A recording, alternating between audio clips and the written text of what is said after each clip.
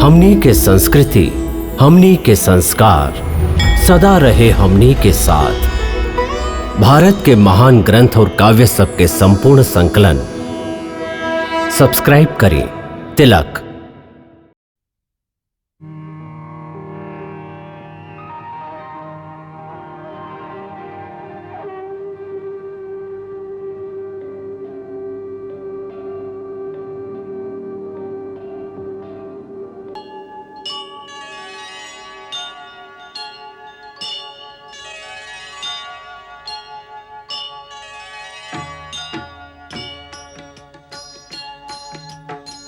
सीताराम चरित अति पावन, मधुर सरस अरु अति मन भावन।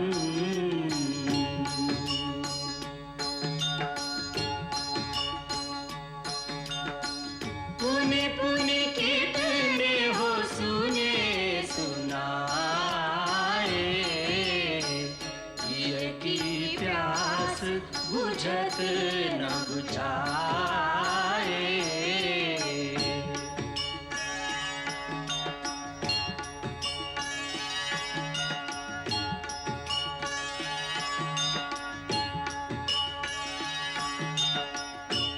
आज की रैन कटे नहीं काटे, आज की रैन कटे नहीं काटे, सबको मन अकुलायो रे सजनी, आयो शुभ दिन आयो रे सजनी, आयो शुभ दिन आयो रे सजनी।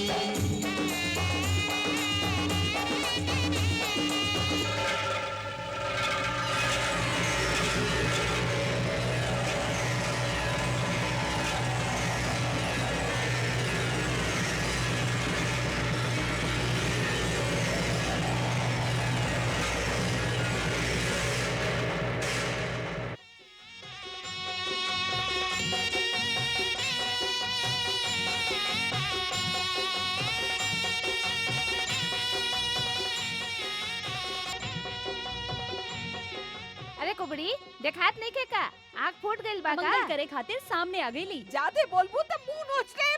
अरे कुबड़ी काहे झगड़ा करत तारी? आज तो हंसी और खुशी के दिन बा। कैसन खुशी कैसन खुशी।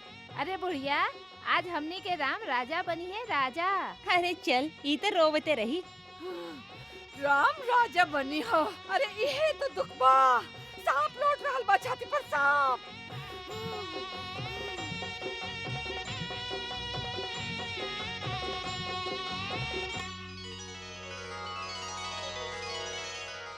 इल हमार राम के मंगल कामना कर। महारानी जी की जय हो। अरे हमार ना, हमार राम के जय बोल। ई मंथरा न जाने कहवा रह गईली। ई बूढ़ी माई ऐसन ही करेली।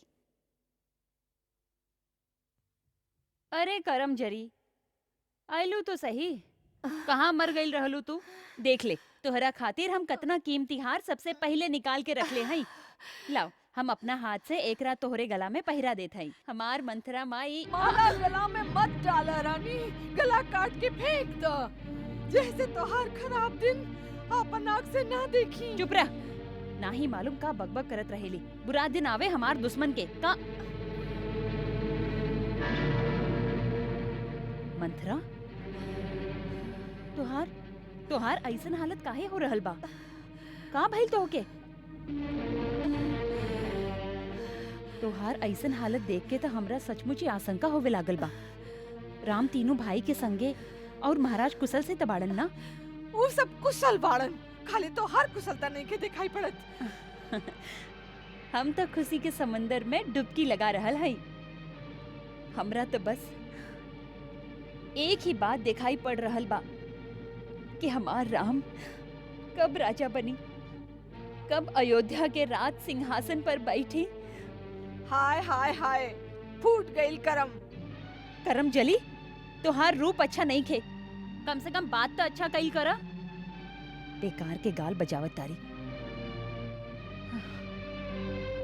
ओहो लागता तोहके लखन लल्ला कुछ कहले बा। काहे कि हमार राम ऊ त केकरो भी कड़वा बात कब्बो कहिए न सकस। काहे कही, सबसे मीठ रह कही तो सगरे अयोध्या के राज हड़प पाई। करम जरी तुहार जीप खिंचवा दे, समझ लू। अरे राम बड़ बाना, उहे राजा बनी है।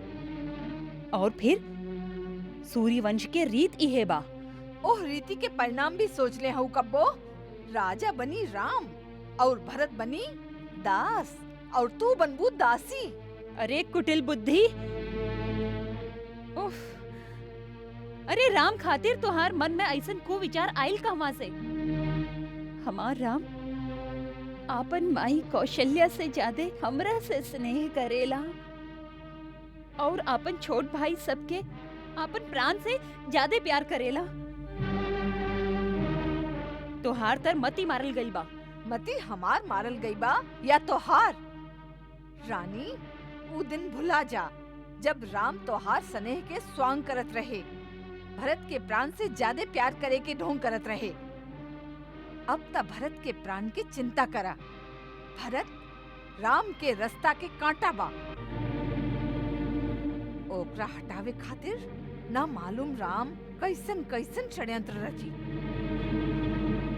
हे भगवान, हे प्रभु, हमार भरत के रक्षा करा, हमार भरत के रक्षा करा प्रभु, हमार मंथरा, भरत के रक्षा करा। मंथरा चुप हो जा, चुप हो जा, चुप हो जा।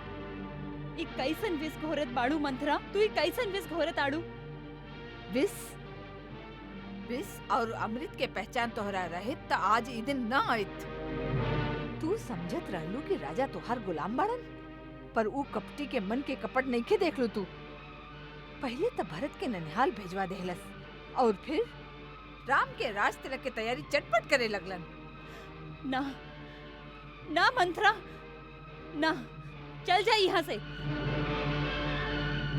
एह तरह हमरा मत बहकावा। अतना बड़ा कुचक्र, ऐसन घोर षड्यंत्र के हम कल्पना भी नहीं की कर सकत। ऐसन कुटिल कुमति तोहरा में के भर देले बा? ऐसन बेकार के बात मत कर मंथरा, मत कर। एक बात बतावा, इस तरह से आग लगावे से तोहरा का फायदा बा? हमार फायदा? संसार में सबे स्वार्थी ना होला, हितैषी भी होला। हम बचपन से तोहरा के गोदी में पलले बानी, एगो कोमल फूल की तरह संभार संभार के रखले बानी। ओ फूल के केहू पत्थर पे रख के पैर से कुचले लागी तो हमार करेजा ना फटी का? यही दुख के कारण कहत बानी, हमरा का तोहार बेटा राजा होके या कौशल्या के, हम तो रानी बने वाली नहीं थी। मगर तू राजा के चहेती रानी बन के अकड़त रहलू ना, तू दासी बन जाइबू, हमरा जैसन दासी। दासी? केकरा में साहस बा हमरा दासी बनावे के? केकर दासी बनब हम? अपन सौत के, ऊ तोहरा से अपन चरण दबाई चरण। दीदी ना, दीदी ऐसन कब्बो ना करी है, कब्बो ना। दीदी? जेकरा तू दीदी दीदी कहतारू, ऊ नागिन एक के को डंक ऐसन मरलस जे राजा के तू जीवन भर नाच नचौलू, ओकरे हाथ से तोहार सर्वनाश करा देहलस।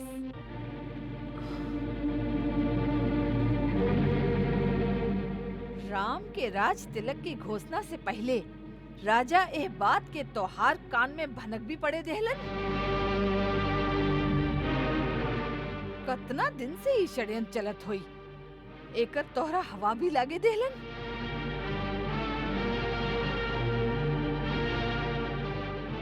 हमार भोली रानी, तू साउथ के विष ना जाने लू।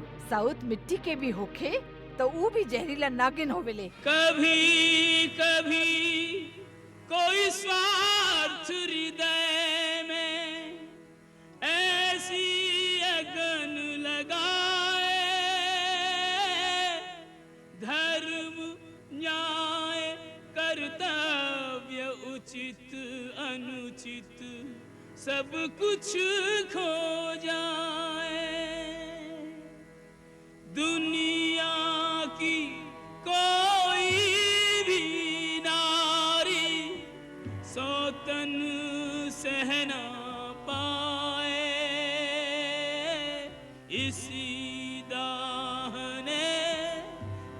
कई के भी स्नेह और ज्ञान जलाए, इसी दाहने के कई के भी स्नेह और ज्ञान जलाए।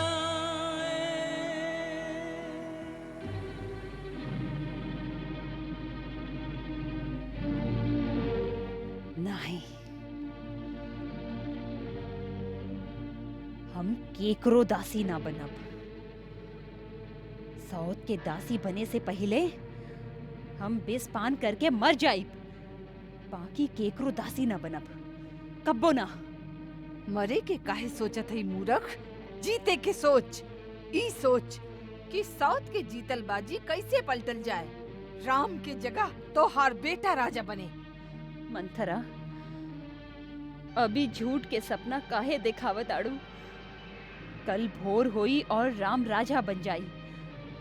काल में और आज में अब ही एक रात बाकी बा। एक रात में का हो सकेला? प्रलय प्रलय? प्रलय तो एक क्षण में होला। हमने के पास तो रात बाकी बा। अगर तू ठीक पासा फेंकबू तो जीत हमार होई।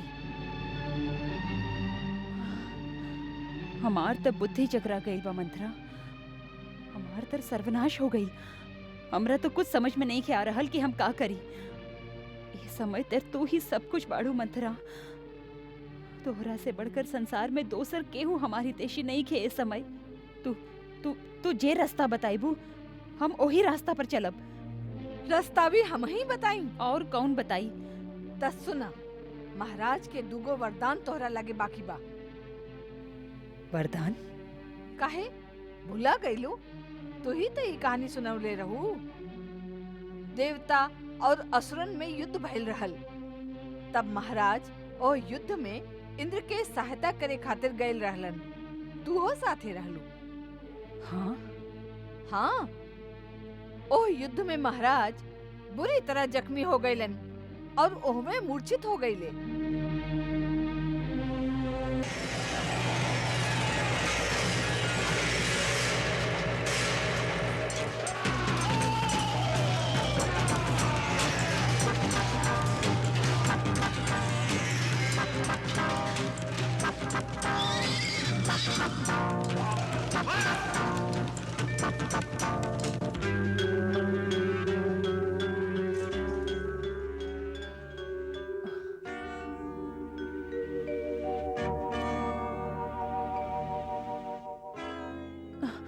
महाराज, महाराज आँख खोली, आँख खोली महाराज।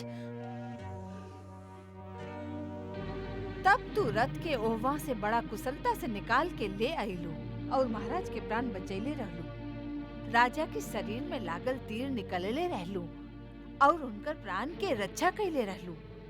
और तब राजा खुश होके कहले, हमार रानी, हम तोहरा दूगो वरदान देत हई, मांग ल जे मांगे के बा। तू कहले रहू फिर कभी मांग ले। ऊ दू वरदान मांगे के समय आ गइल बा, जेकरा से अपन काम बन जाई। अच्छा, तो हर पहला मांग रही राम के जगह भरत के राज तिलक। वाह मंथरा वाह, तोहार मुंह में घी शक्कर। और दोसर वर? दोसर में राम के 14 बरस के वनवास। राम के वनवास? बाकी बाकी राम के वनवास का है? तू डेरा गईलू ना? अब मंथरा रूसा मत, हम तो बड़ ना समझ हई। हमरा के समझा के कहना, जरूरे एकरा में कोई अच्छा बात होई। ई मोह ममता के समय नहीं खे, कूटनीति के समय बा। राम तो अयोध्या के प्रजा पर आपन खूब जादू डाल ले बा। ओ राम खातिर विद्रोह कर सकेलन। ओ प्रजा के आपन बस में करे खातिर कुछ बरस लागी कि ना? बोला लगी ना? 14 बरस में भरत राम के जगह अवध में सिक्का जमा ले। बस बुलावा महाराज के यही समय, बदल द समय के धारा के, जीत ला बाजी।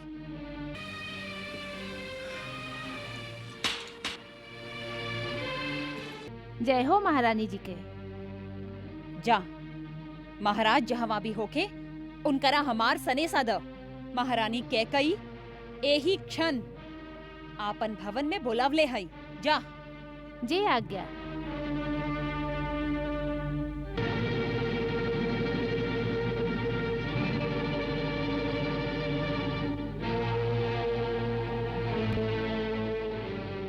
हम महाराज के दर्शन करे चाहते हैं या बही है। ए समय केहू के भीतर जाए के आज्ञा नहीं खे। महारानी कैकेयी के खास सनेसा बा। फिर भी नहीं खे। तोहारी साहस महारानी के दासी के रोक रहल बाड़ा। एकर परिणाम जाने ला। हम खाली राज आज्ञा के पालन जाने ली। महाराज से निवेदन कर दी है कि रानी कैकेयी शीघ्र मिले चाहत हैं। हाँ।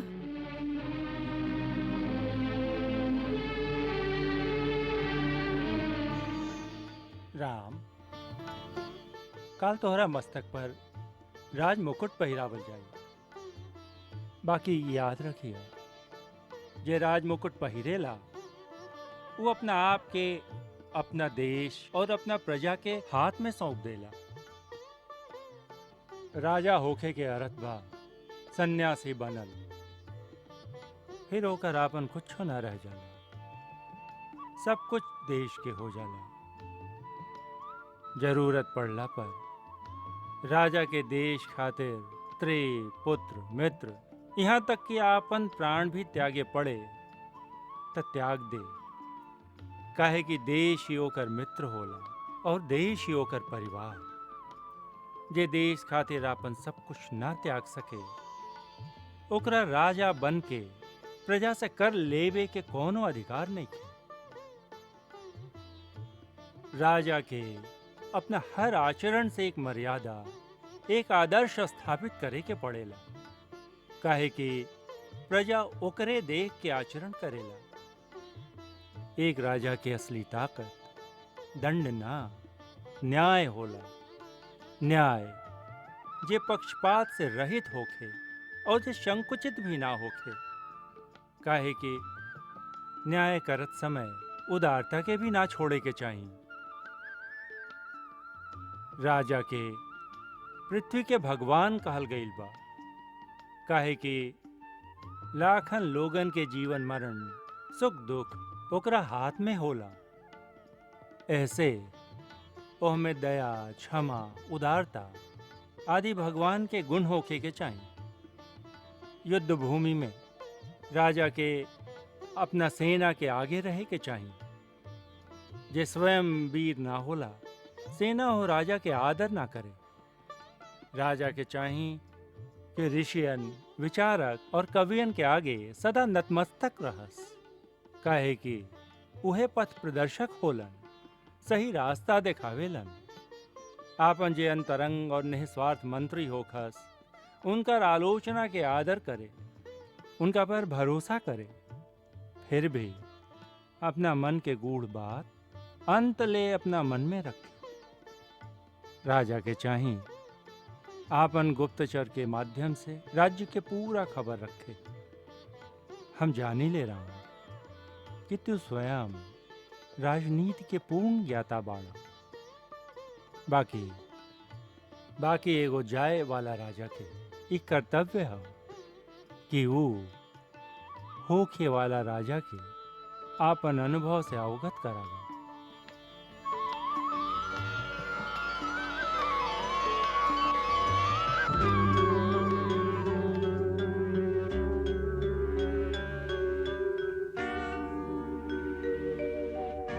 देख लेहलू, महारानी कैकेयी का सनेसा सुन के भी दासी के महाराज के पास ना ही जाए देहलस।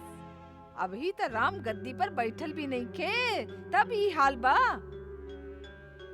हमहू देखी ले कैसे बैठे ला राजगद्दी पर। इहे तो देखे के बा कि ई उबाल महाराज के मीठ मीठ बात में कहीं ठंडा न पड़ जाए। सावधान रानी, आज पति के चिकना चुपड़ा बात में फिसल गईलू तो जन्म भर करम ठोकत रहबू। अरे वो आवे त सही, पहले आपन दिहल वचन पूरा कराई। हाँ हाँ, उतावली में बाजी हाथ से निकल जाई। उतावलापन कैसन मंथरा, अब समय ही कहाँ बा। फिर भी निशाना साध के तीर चलावे की चाहिए। तब तू ही बतावा हम का करी? ई समय तक सगरी अयोध्या में तोहरा अलावा हमार और केहू नहीं खे। तू जे रास्ता पर हमरा चलेबू मंथरा, हम उहे रास्ता पर चलब। रास्ता तो एक ही बा, तिरिया चरित्र। तिरिया चरित्र दिखावे के बा तब पूरा तरह से दिखावा।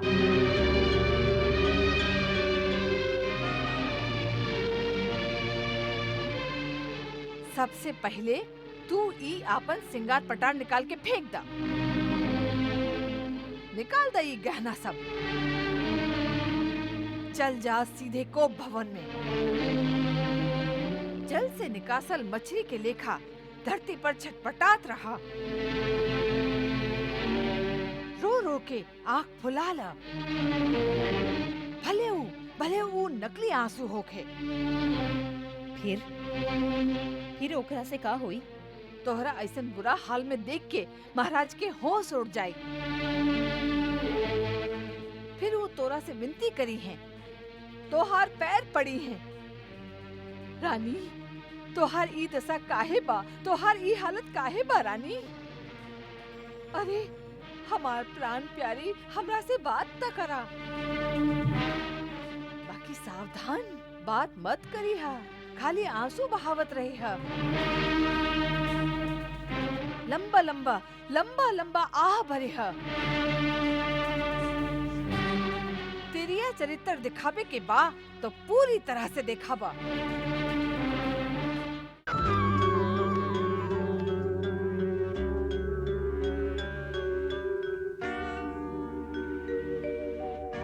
देख लेहलू, महारानी केकई का सनेसा सुन के भी दासी के महाराज के पास नहीं जाए देहलस।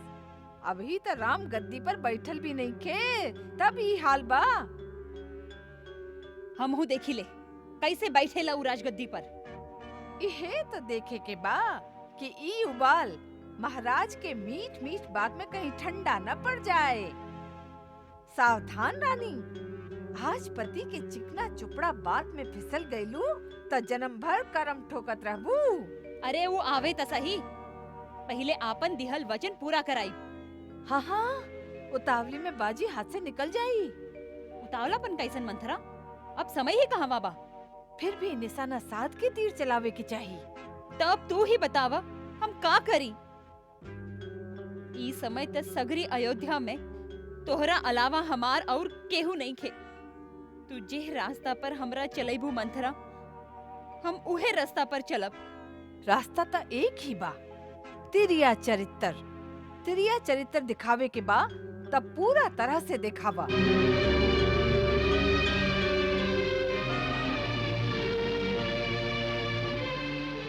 सबसे पहले तू ई आपन सिंगार पटार निकाल के फेंक दा। निकाल दा ई गहना सब। चल जा सीधे कोप भवन में।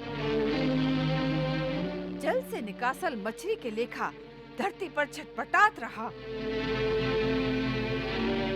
रो रो के आँख फुला ला। भले ऊ नकली आंसू होखे। फिर ओकरा से का होई? तोहरा ऐसन बुरा हाल में देख के महाराज के होश उड़ जाई।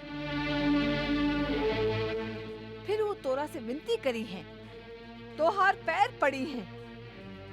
रानी, तोहार ई दशा काहे बा? तोहार ई हालत काहे बा रानी?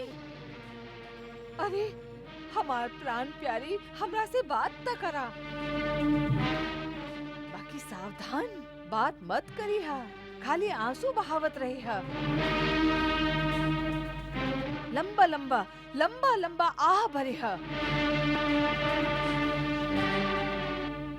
लेकिन प्राणनाथ के कौनो बात के उत्तर मत दिया।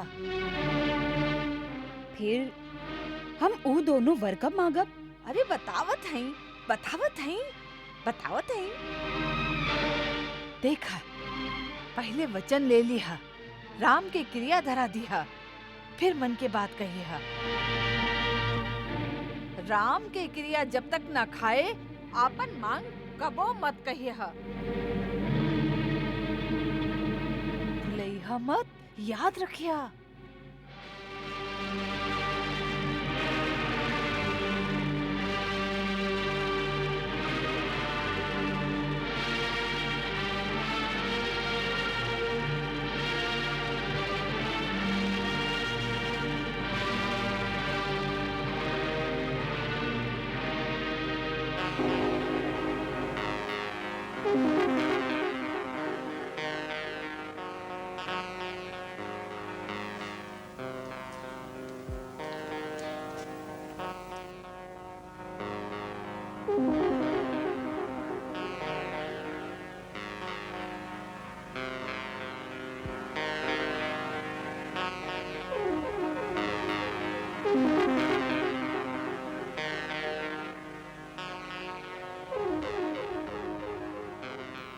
देवी,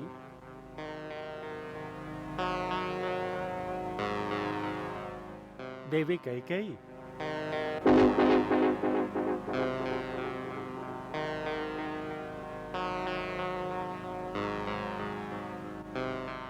का भइल बतावा, का बात बा?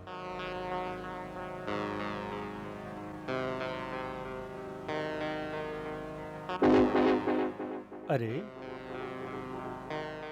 ई का भेष बनौले बाड़ू?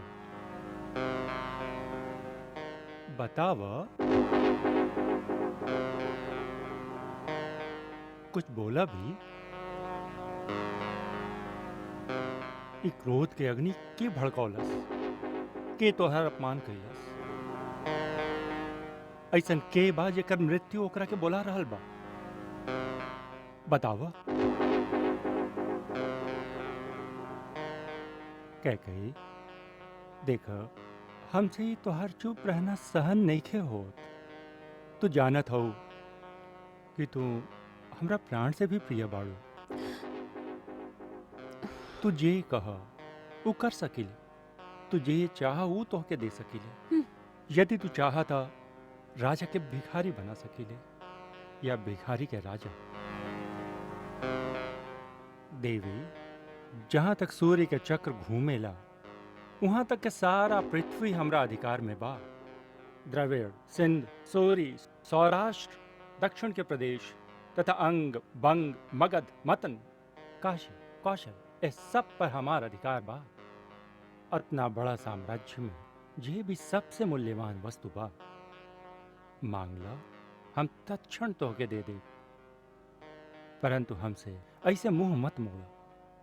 तू रूस जइबो तो हम जियब केकरा सहारे। देवी, मांगा का चाहिए, हम तोहके वचन देत हई, जे मंगबो ओहके यही क्षण दे। देव, देव, सदा कहत रहिले आप, पर कब्बो कुछ देले भी हैं। आज नया वचन लेके आ गईली। अभी तक तो आप पुरन के वचन पूरा नहीं की कइले। हमी नया वचन लेके का करब? देवी, कौन पुरान वचन पूरा नहीं की कइले? देखा, इहो भुला गईली। महाराज, जब देवासुर संग्राम भइले रहे, आप देवराज इंद्र के सहायता खातिर गईल रही। असुर संबर के साथ वहाँ जे कुछ भइल रहे, ओह समय हम आपके रथ के सारथी बनल रहली। याद बा कि भुला गईली? हाँ हाँ, याद बा। ऐसन कुशलता से तू युद्ध भूमि में रथ चलौले रहू कि बड़ बड़ योद्धा चकित रह गए रहन। और ओह युद्ध में जब आप बर्छी लगे से घायल होके मूर्छित हो गई रहनी, यदि हम ओह घड़ी शत्रु के बीच में से रथ निकाल के ना ले जाती तो आपके प्राण ना बचेत। हम रथ के एगो निर्जन स्थान पर ले गईली, ओही जा आपके सेवा और शुश्रूषा कैली, जेकरा से आपकी मूर्छा खत्म भई, आपके प्राण बचल और आपके नया जीवन मिलल।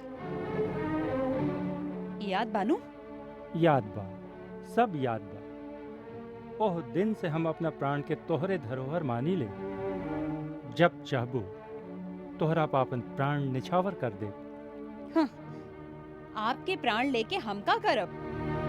हम तो बस इतना याद दिलावल चाहत हई कि ओ घड़ी आप कहले रही, प्राण प्रिय, तू हमरा प्राण के रक्षा कइलू ह। हम तोहके 2 वरदान देत हई, मांग। का मांगल चाहत हऊ? हाँ हाँ।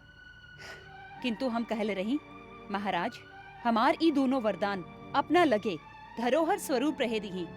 जब आवश्यकता होई मांग ले। हाँ, हमके आज ये आभास हो रहल बा कि हम ओह समय कंजूसी कैली। तू जैसन वीरता देखौले रहू ओकरा खातिर 2 ना तोहके 4 वर देवे के चाहत रहे। 4? महाराज कहा अभी तो आप दुइये पूरा कर दी ही तब बहुत बा। परंतु ओकरा के पूरा करे में अड़चन का बा। तू अभी मांगा, हम प्रतिज्ञा करत हई कि जे मंगबू तत्काल ओकरा के पूरा करब। हम बहुत सुन चुकली ई सब बात, अब हमके आपके बात पर विश्वास नहीं के रह गई। देवी, एक रघुवंशी के बात के भरोसा नहीं खे। रघुकुल रीत सदा चली आई, प्राण जाए पर वचन न जाई। महाराज ऐसन चिकन चूपड़ बात के रहे दी ही। देखा, तू हमके प्राण से भी प्यारी हो। हम तो हर कसम खात हई। हमार कसम? हाँ। हमरो से प्यारा तो केहू और होई। हाँ, राम। ते राम के कसम काहे नहीं की खात? राम के कसम? ठीक बा, तोहरा खातिर हम राम की कसम खा के कहत हई कि जे मंगबू यही क्षण देव। देव? हाँ, परंतु ऐसे पहले तो कि हमारे को बात माने के पड़ी। का? पहले ही भयंकर भेष बदला, कोप भवन से बाहर निकला और आपन उहे मोहनी छवि हमके देखावा, जगरा के देख के हमार दशा उहे हो जाला जे चांद के देख के चकोर के हो जाला। लेकिन आप हमार पूरा बात तो सुन ली, कहीं आप। अब तो हम राम के कसम ले चुकल हैं। उठा, एक बार वही मोहिनी मूरत के दर्शन करा दो, तो हर दोनों वर तत्काल पूरा हो जाएगा। हाँ।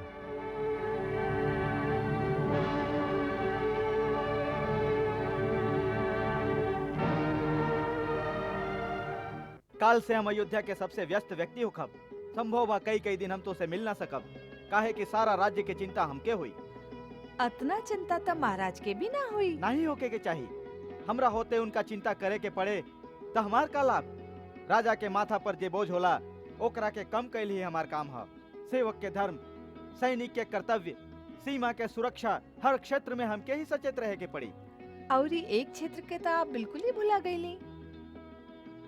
उर्मिले, तू तो हमार उर में व्याप्त चेतना हो, हमार प्रेरणा हो।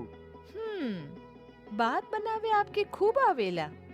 देखा प्रिय, भैया भरत और पुदमन होतन तो थोड़े बार उनका पर भी होई। हम माता के कैसे कहब काले भरत भैया के बुला लेस, जेकरा से लक्ष्मण अपन उर्मी खातिर थोड़ा समय निकाल सकस।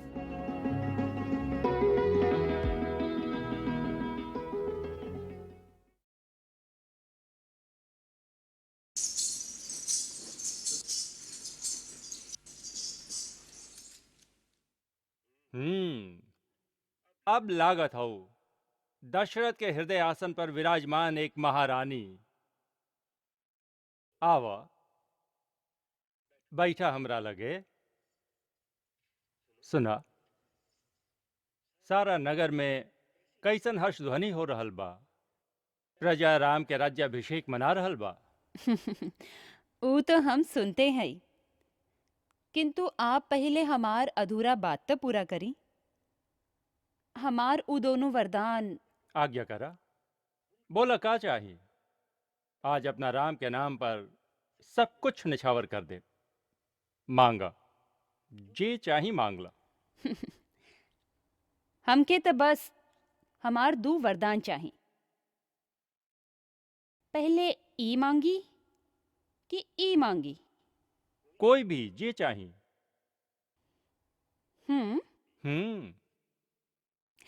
आप ही बताई।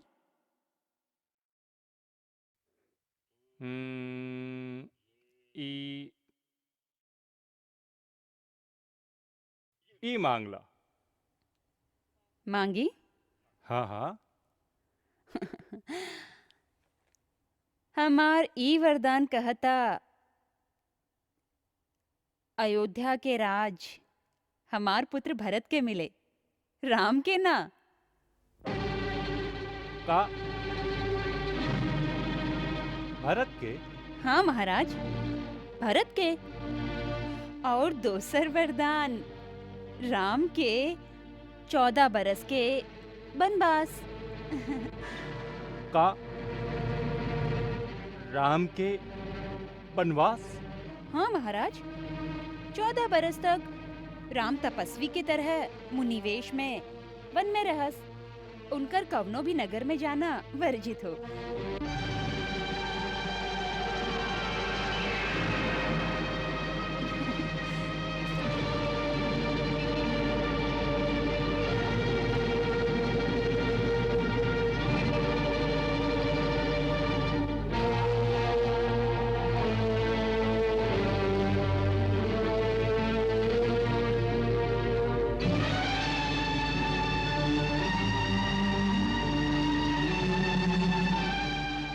अरे,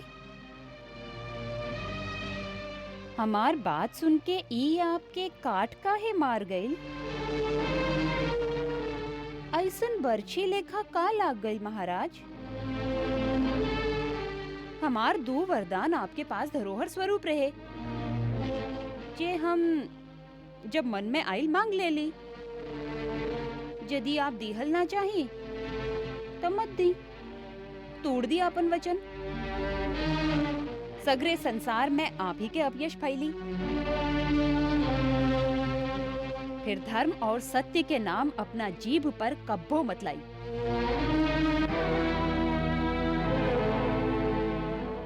कह कही जानत हो तू का मांग रहल बाड़ू?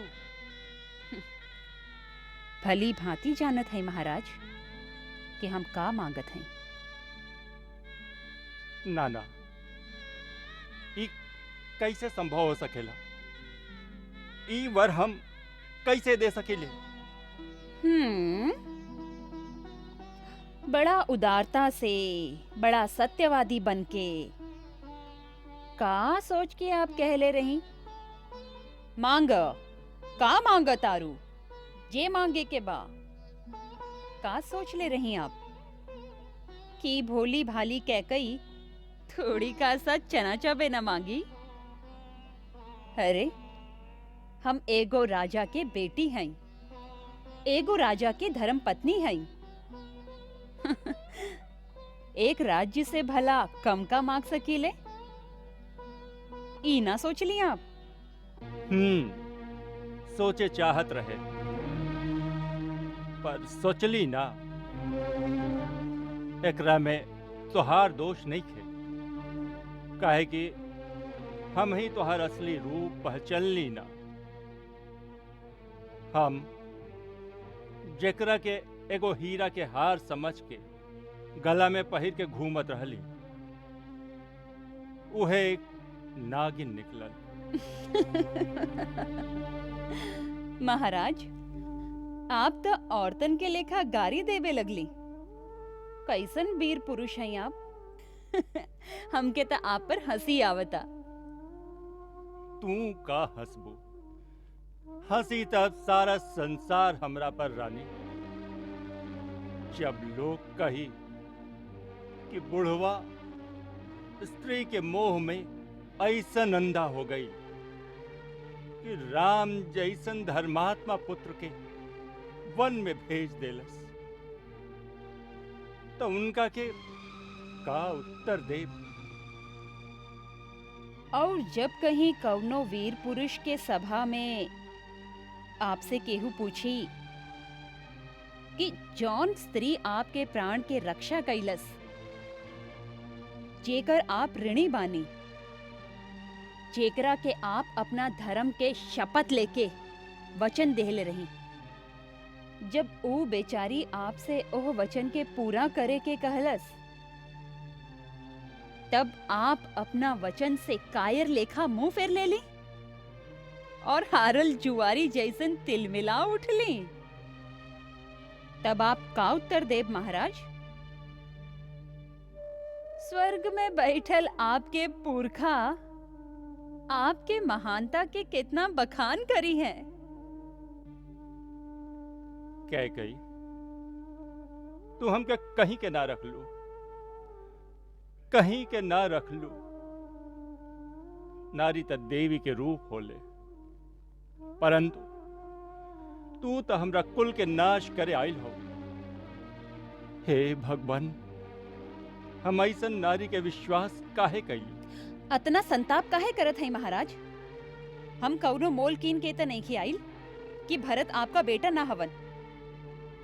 ठीक बा, अब हमके पूरा विश्वास हो गई कि आप आपन वचन पूरा नहीं की कइल चाहत। कान खोल के सुन ली, राम के अभिषेक से पहले आपके हमरे चिता के अग्नि देवे के पड़ी। आज अयोध्या के राज दरबार से राम या तो बन जाई है या तो केकई के अर्थी निकली।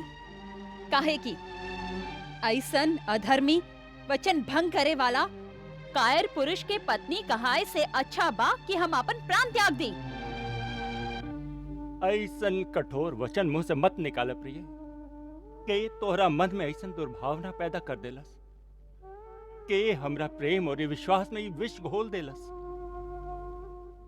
भरत और राम तो हमर दू आंख हवन। तू भरत के राज्य दिहल चाहत हो ना, हमके स्वीकार बा। हमरा राम के राज्य के लोभ नहीं थे, उ तो राज सभा में ही इनकार कैले रहे। भरत यदि राजा बनल चाहस तो हम सवेरे ही भरत शत्रुघ्न के बुलवा ले, दोसर लगन सोधवा के भरत के राज्य दे दिहल जाई। परंतु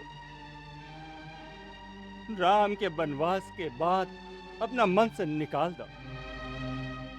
आपन दोसर वरदान वापस ले ले रानी, वापस ले ले। ई ना होई राजन, ऐसन कब्बो ना हो सके।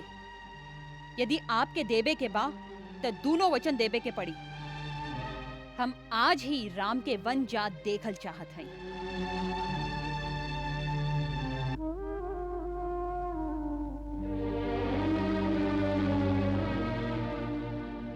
रानी, तू हमार मस्तक मांग ला, हम अभी तोहरा चरण में डाल दे। किंतु राम के विरह में तू हमके मत मारा, तू हमके मत मारा रानी।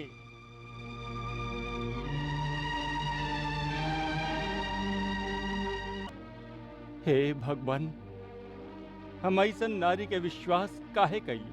अतना संताप काहे करत है महाराज?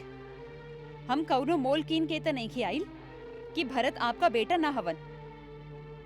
ठीक बा, अब हमके पूरा विश्वास हो गई कि आप आपन वचन पूरा नहीं की कइल चाहत।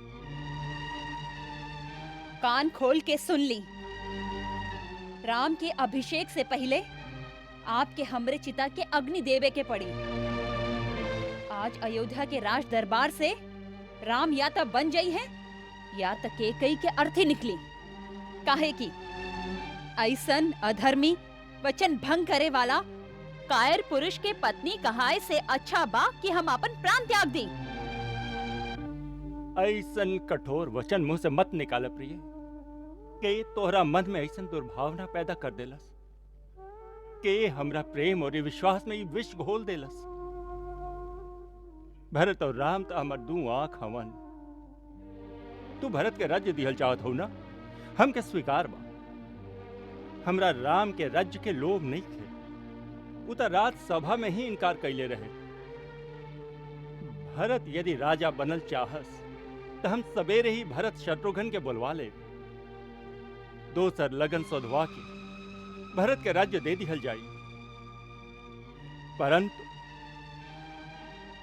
राम के वनवास के बाद अपना मन से निकाल दो। आपन दोसर वरदान वापस ले ले रानी, वापस ले ले। ई ना होई राजन, ऐसन कब्बो ना हो सके। यदि आपके देवे के बा तो दोनों वचन देवे के पड़ी। हम आज ही राम के वन जात देखल चाहत हैं।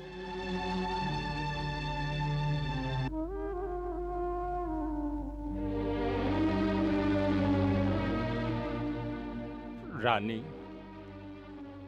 तू हमार मस्तक मांग ला, हम अभी तोहरा चरण में डाल दे।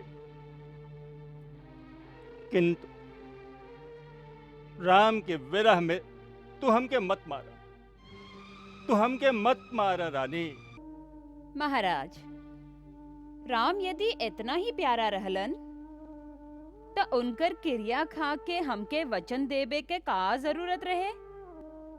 बड़ा उदार बनके, दानी बनके कवना बूता पर कहली मांग मांग कैकई, ये चहबू देव। महाराज दशरथ, रघुवंश शिरोमणि, आपके ऊ रघुकुल के रीति कहाँ चल गई लब? प्राण जाए पर वचन न जाए।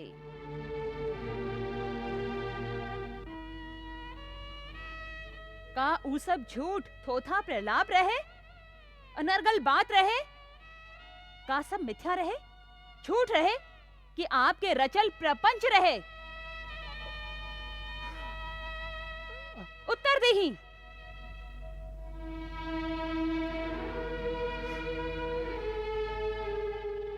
हे भगवान, तू हमके कैसन चोट दिहला। अब हम राम के का मुंह दिखाई? कोना मुंह से कहा कि राम तू अब राज्य के अधिकारी नहीं कर रह गई। हे राम,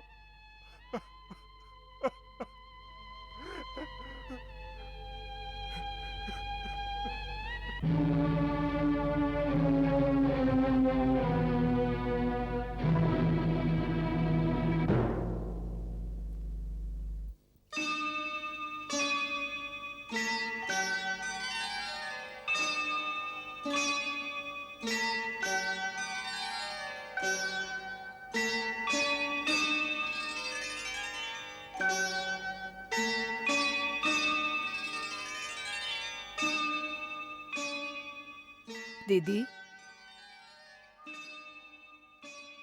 आप तो आपन कक्ष में भगवान के ऐसे बैठा के रखले हैं और स्वयं भी बाहर न निकलत हैं। तनी झांक के तो देखी, पूरा नगर में कैसन दीपमाला जगमगाता। हम जानत हैं आज पूरा अयोध्या जगमगाता। प्रातः राम के राज्याभिषेक हुई। एक खुशी में प्रजा लोग अपना नया राजा खातिर मंगल गीत गावत हवे। आइजे बैठल बैठल सुन लेली। तनी महल के छत पर चल के अपना आँखिन से तो देखी ना सुमित्रा। अब ही हम राम के कल्याण खातिर विष्णु नाम के जप करत हैं। सूर्योदय से पहले 1 लाख जप करके फिर आरती करब।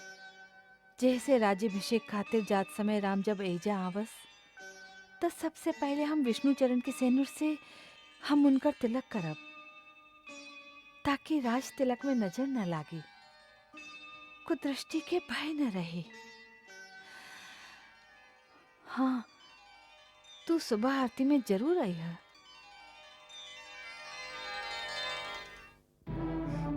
हम तोहार पांव पड़त है, तोहार हाथ जोड़त है। रानी, रानी तनी सोच, तनी विचार करा। तोरा मन के ममता, नारी हृदय के कोमलता कहाँ चल गई? तू राम के सदा सगी माँ से बढ़ के प्यार कइलो, और राम भी तोरा में और अपना माँ में कबो कोनो अंतर ना कइलन। देखा देखा, अंत में तू बहुत बड़ कलंक के भागी बनबू। हम तोहर हाथ जोड़त है, ये कुटिल कठोर विचार मन से निकाल दा। हम तोहर पाँव पड़त है, तोहर पाँव पड़त है। अब अधिक प्रपंच मत करी महाराज। धर्म हो कि अधर्म, यश मिले कि अपयश, हम अपना भरत के क्रिया खा के कहत हई। राम के बन भेजे के सिवा हम कौनो दोसर वर से संतुष्ट ना हो सकी। फेरी प्राण ना रही। अरे निर्दयी, निष्ठुर, सूर्य के बिना ही संसार रह सकेला, जल के बिना मछली रह सकेले, किंतु राम के बिना दशरथ के प्राण न रह सके। तो तोड़ दी आपन वचन। आप ओह रघुवंशी में से नहीं की जे आपन वचन निभावे खातिर अपना प्राण के आहुति दे देलन। एक पंछी के प्राण बचावे खातिर आपन बोटी बोटी कटवा देलन। आप ओह रघुवंशी में से तहाई ना आप तो रघुवंश के कलंक हैं, कलंक। कैकेयी, जीवन भर के प्रेम के अंत तू ऐसे करबू? देखा देखा तुम्हारी प्रिया हट तो हर सर्वनाश कर दी, तो हर सर्वनाश कर दी। हो जाए सर्वनाश, आ जाए महाप्रलय, बाकी राम जरूर बन जाई। अरे हत्यारेन, कुल घातेन, ई तू नहीं खूब बोलत, ई दशरथ के काल बोल रहल बा, दशरथ के काल बोल रहल बा, दशरथ के काल बोल रहल।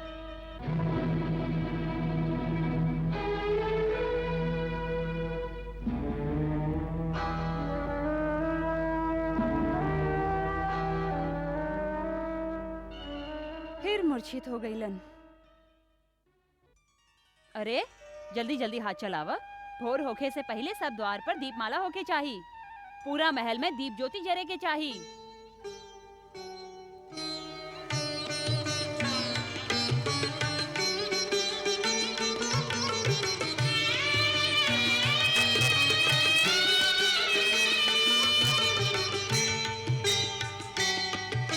नव प्रभात आयो जागो हे, नव प्रभात आयो जागो हे, महाराज जागो हे, जागो हे, जागो हे, नव प्रभात आयो।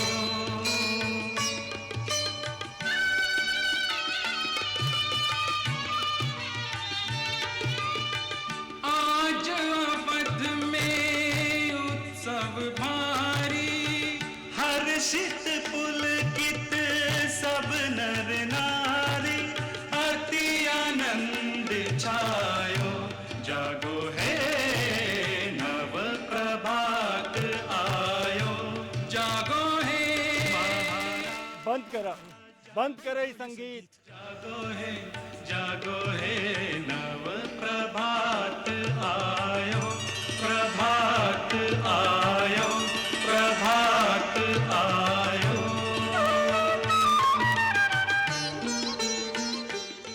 महाराज के आज्ञा बा संगीत बंद कर देल जाए। राम राम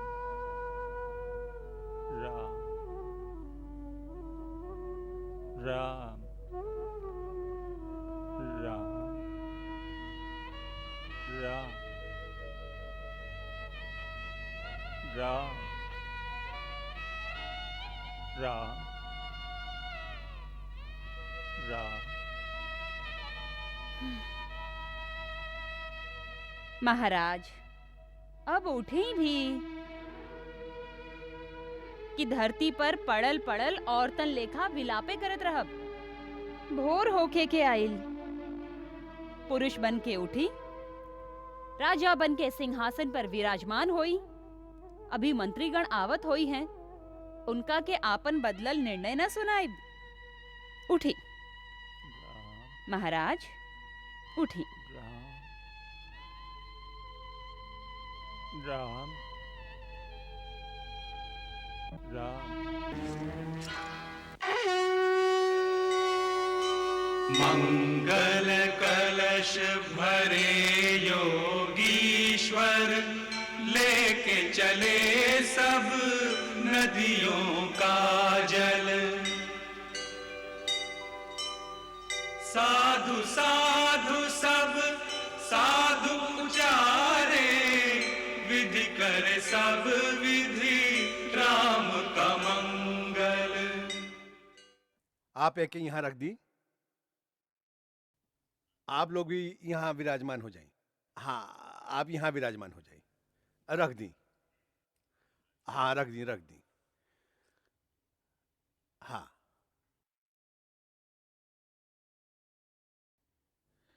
गुरुवर, आज सुमंत अभिषेक खातिर पुण्य तीर्थन के पवित्र जल भी आ गई। दोसर सब सामग्री भी एकत्रित हो गई बा गुरुवर। आश्चर्य बा, महाराज अभी तक काहे ना आइलन?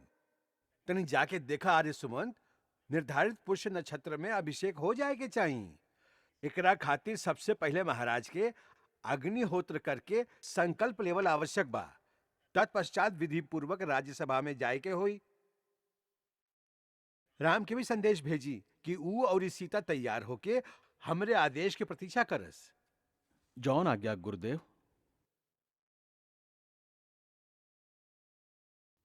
जय हो सूर्यवंश शिरोमणि, महादेवी कैकेयी की जय हो।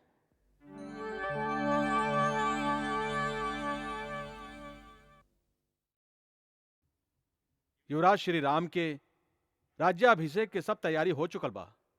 कुल गुरु वशिष्ठ प्रतीक्षा करत हैं। कृपया यज्ञशाला में चल के आप यह शुभ कार्य के आरंभ कराएं।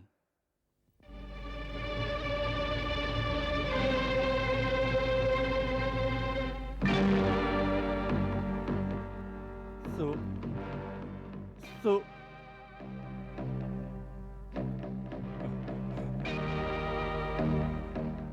क्या बात बा महाराज?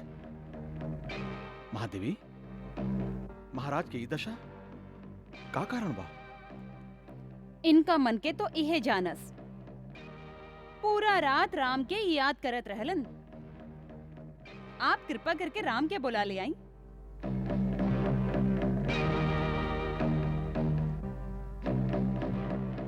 आर्य सुमंत, जाई राम के बुला ले आई। क्षमा महादेवी, महाराज की आज्ञा सुन ले बिना हम कैसे जा सकते हैं?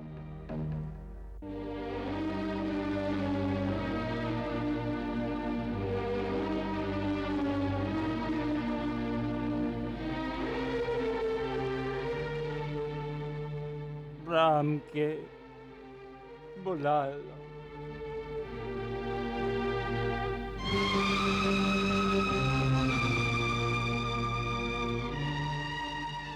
जी आज्ञा महाराज।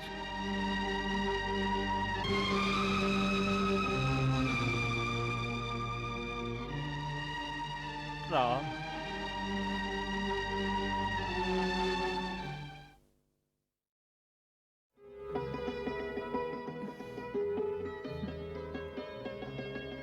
कौना चिंता में डूबल हो सीते?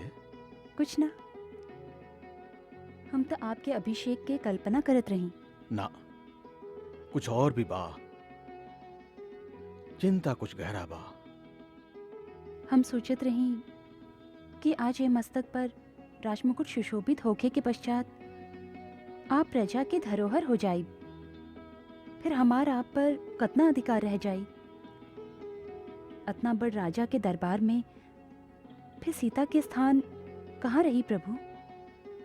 तुहार स्थान सदा राम के हृदय में बासी थे।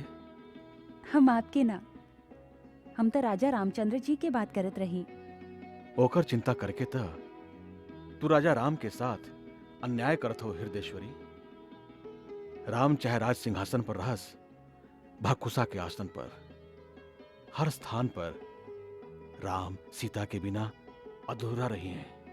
युवराज की जय हो। का है सुनंदा?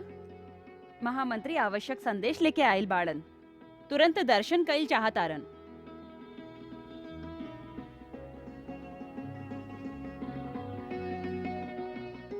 देखी का बात बा, निश्चय ही राज्याभिषेक संबंधी कोनो काम हुई।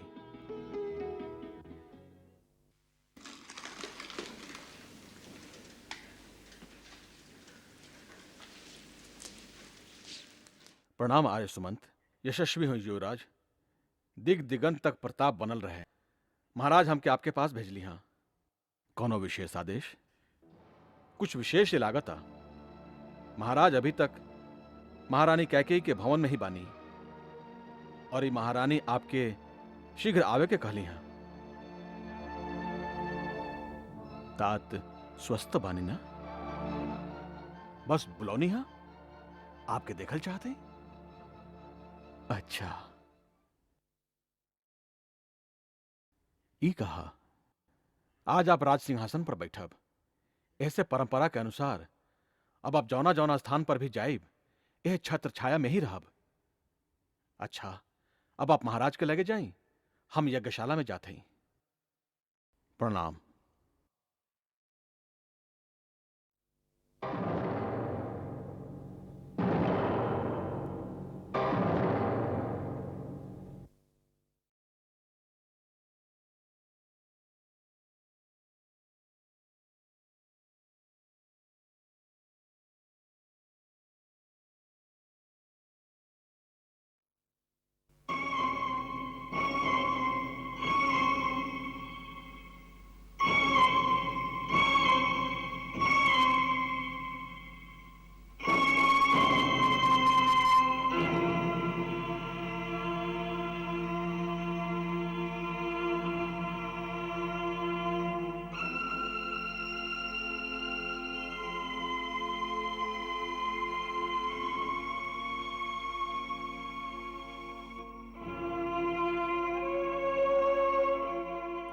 जियत रहा।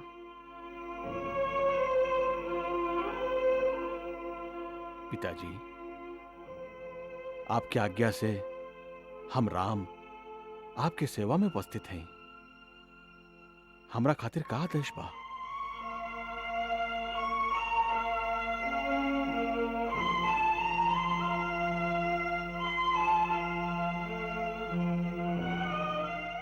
आप कुछ स्वस्थ नहीं दिखत। पिताजी के का कष्ट बा माई? इनके अस्वस्थता के का कारण बा? हम राजवैद्य के बुलाई? इनके रोग के दवाई राजवैद्य के पास नहीं थे। तोहरा लगे बाराम? हमरा लगे, परंतु रोग का बा? तोहार मोह, तोहार स्नेह, जेकरा चलते आज ही सूर्यवंश की कीर्ति पर कलंक लगावे खातिर तैयार बाड़न। माता, हमके क्षमा करी। पिताजी खातिर आपके श्रीमुख से ये वचन उचित नहीं खे। हमार पिता ऐसा धीर और वीर पुरुष आज यह धरती पर दोसर केहू नहीं खे। वो गुण के भंडार और सत्यवादी हवन, जिनका कीर्ति आज तीनों लोक में फैलल बा। वो अपना एह सेवक के मोह में ऐसा कौनो कार्य ना कर सकस जेकरा से सूर्यवंश के कीर्ति का धक्का लगे। उहे तो कर रहल बाड़न तोहार धीर और वीर पिताश्री। हमके विश्वास नहीं है। पिताजी, आप जैसा नरसिंह के यह प्रकार के व्याकुलता शोभा नहीं देत। आपने संकोच हमसे अपना हृदय के बात कही। यदि पुत्रवत्र ना तो मित्रवत ही कही। आप ही तो कहले रही ना कि राम, तू तो हमार मित्र हवा। हम अपन प्राण देकर भी आपके ई दुख दूर करब।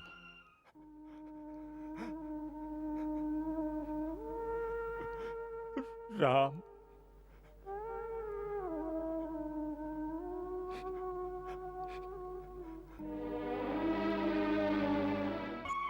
पिताजी, आप जैसन महावीर के यह प्रकार के व्याकुलता शोभा नहीं देत। आप निसंकोच के हमरा से अपन हृदय के बात कही। यदि बेटा समझ के ना तो मित्र समझ के ही कही। आपे तो कले रहे ना राम, तो हमार मित्र हुआ। हम अपन प्राण देकर भी आपके दुख दूर करब।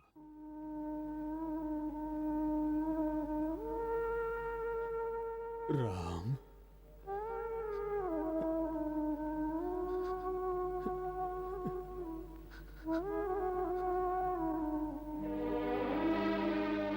माई, आपे हमरा महाराज के दुख के असली कारण बताई और ये भी बताएं कि एकर निवारण का हो सकेला।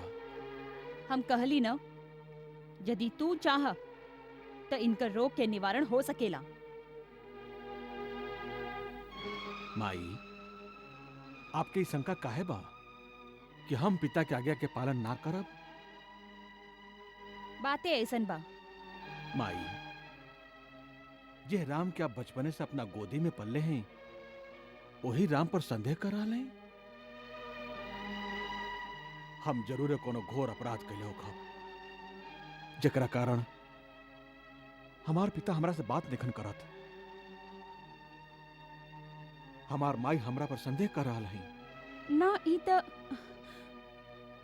ई त हम जानी ले कि तू सत्य वचन से हटे वाला नहीं खे, लेकिन का माई, आप खाली संकेत कर दी तो हम आपके चरण खातिर अपन चमड़ी के जूता बनवा दी। पिताजी के समान आपके भी उतना ही अधिकार बा हमरा पर। ऐसे यदि ई नहीं कहल चाहत तो इनका तरह से आप ही कहीं। हम का करें जेकरा से आपके संतोष होखे? तू कहत आ रहा तो हम बता देते हैं। तोहार पिताजी हमरा के दूगो वर देले रहन औरी कहले रहन जब मन चाहे मांग लिह। आज हम आपन ऊ दोनों वर मांग लिहली। अब यदि वो हमार बात माने ले त बेटा के मोह आड़े आवेला, यदि ना माने ले त धर्म औरी साँच पर कलंक लागी। ही बेचारा यही धर्म संकट में पड़ गई हवन। तोहार संकोच बस तोहरा से नहीं की कहत। उ दोनों वर का माई? पहिल ई बा कि तोहार जगह भरत के राज्याभिषेक होखे, और दूसर दोसर ई कि तू सन्यासी वेश धर के 14 बरिस तक वन में रह।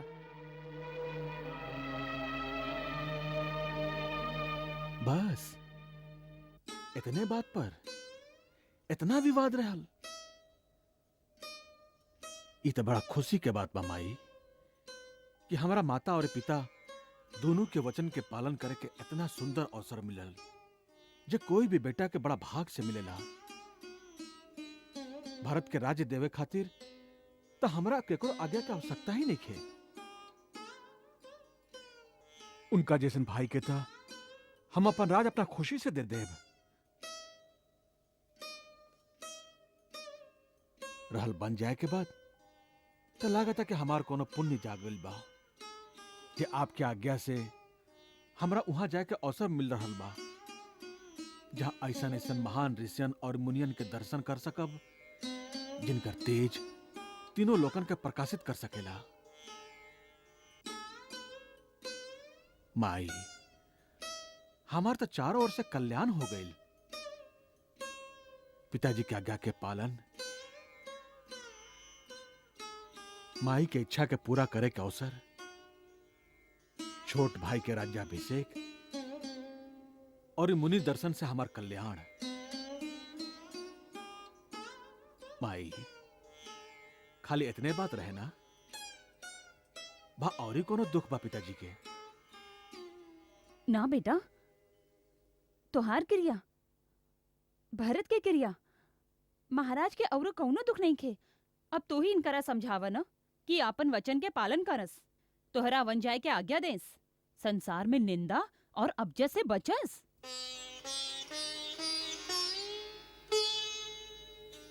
पिताजी हम आपके मनोरथ जान ले हैं। अब आपके आपन श्री मुख से आज्ञा देवे की भी आवश्यकता नहीं है। काहे कि पुत्र उहे बड़ भागी होला जे पिता के मन के बात जान लेला के बाद ओकरा के पूरा कर सके। लेकिन हमरा दुख एह बात के बा कि खाली इतना बात खातिर आप अपना हृदय के इतना ज्यादा पीड़ा पहुंचौले। एकर अर्थ बा कि आपके हमरा पर पूरा विश्वास नहीं खे, बा आपके हमरा सेवा धर्म पर शंका बा। पिताजी हमरा के आशीर्वाद दी कि हम अपन आचरण से फिर आपका पूरा भरोसा जीत सकें। अब आप खुशी खुशी हमरा के बन जाए के आज्ञा दी जिससे हम आपके वचन के पूरा करके आपके धर्म के रक्षा करके आपन जीवन धन्य कर सके। हम माई कौशल्या और माई सुमित्रा से आज्ञा लेके बन जाए से पहले आपके चरण वंदना खातिर अभई आवत है। अच्छा माई हमरा आज्ञा दी।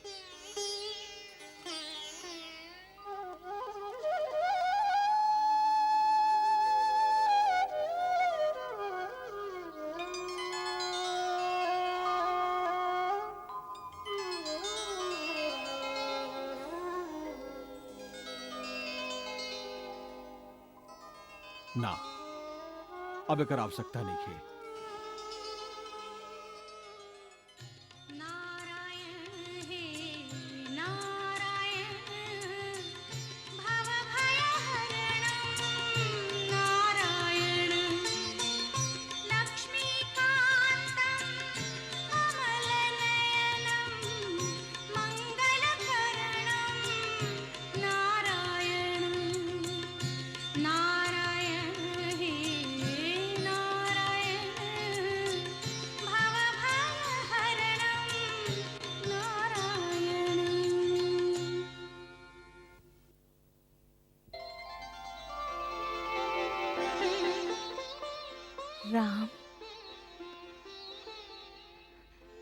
ठीक समय पर आ गईला।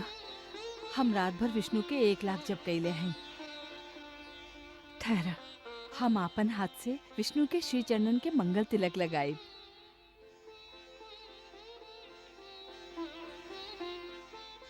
बैठा, आसन ग्रहण करा। हम भगवान के प्रसाद लावत हैं।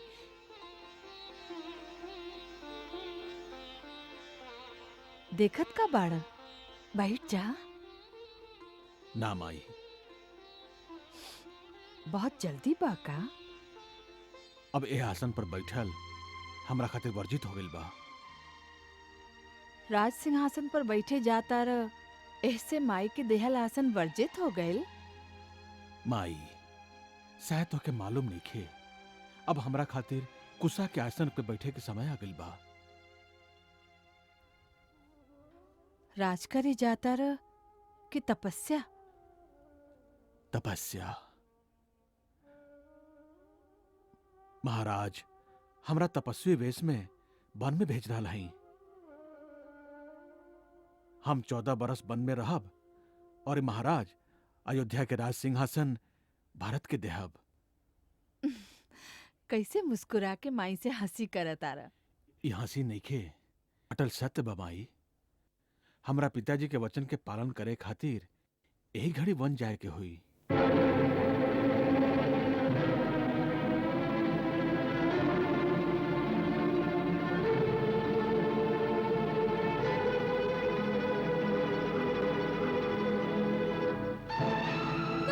सब झूठ बा माई, ये सब झूठ बा, झूठ बा, ये झूठ बा। माई धीरज रखा माई।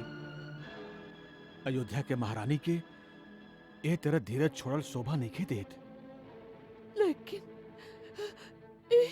ये सब काहे के कैलस? ई सब राज्याभिषेक खातिर तो महाराज स्वयं उतावला रहे। उता कुलगुरु महर्षि वशिष्ठ से जल्दी बढ़िया समय निकलवावे के कहले रहा। एक के रात में उनकर मन कैसे बदल गयल? कैसे? हमरा से अधिक कैकेयी की ममता बा तोहरा पर। फिर वो महाराज के काहे न रोकली? काहे? ई स्वयं महारानी कैकेयी के ही तो आदेश हा। कैकेयी का? हाँ माई, पिताजी देवासुर संग्राम में माई कैकेयी के दुगो वर दिले रहन। अब माई वो दोनों वर मांग ले लिया, भारत के राज्याभिषेक और हमार 14 बरिस के वनवास। हमरा के अजवे यही क्षण जाए के होई। यही से हम आपसे विदा मांगे आइल हई माई।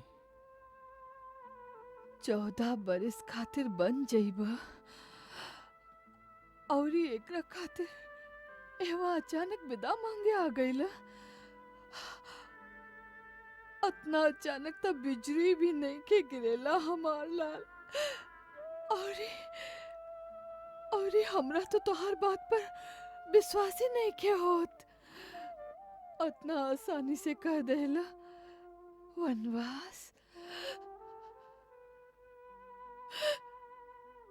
वनवास के औरत भी जानेला हमार लाल। तोहरा जाए के बाद का हम जी सकब? ना ना, तू कहीं ना जाइबा हमार लाल, तू कहीं ना जाइबा, तू कहीं ना जाइबा। परंतु पिताजी की आज्ञा बा माई। माई के भी तो उतने अधिकार होला।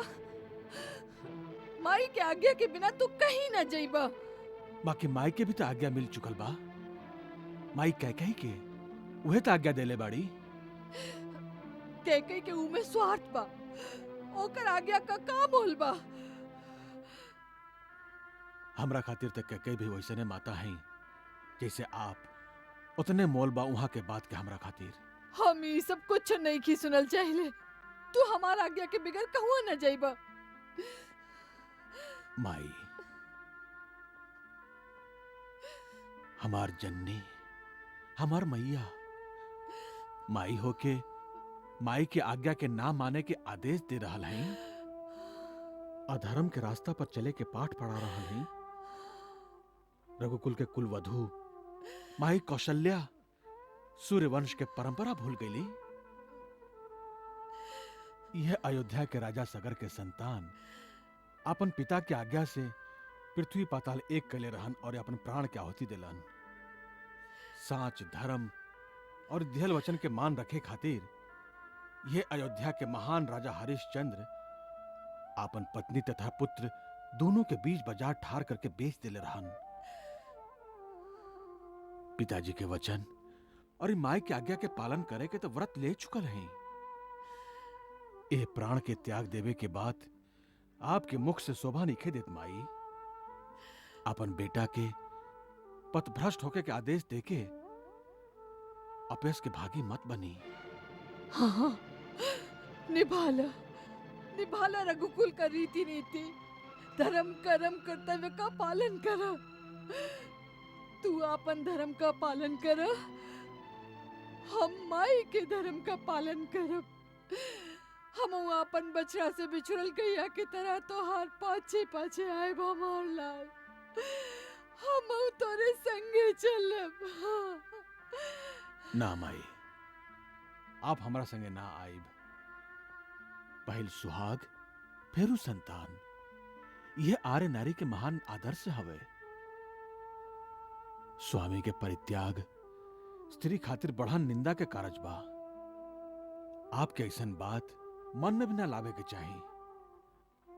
आपके पति आपके गति हैं, आपके धर्म हैं। माई, राजा हमनी सब लोगन के स्वामी, गुरु और ईश्वर बड़न। उनके आज्ञा के पालन कईल हमार धर्म है। हमार धर्मात्मा पिता के त्याग के आप हमरा संगे बन नहीं जा सकत।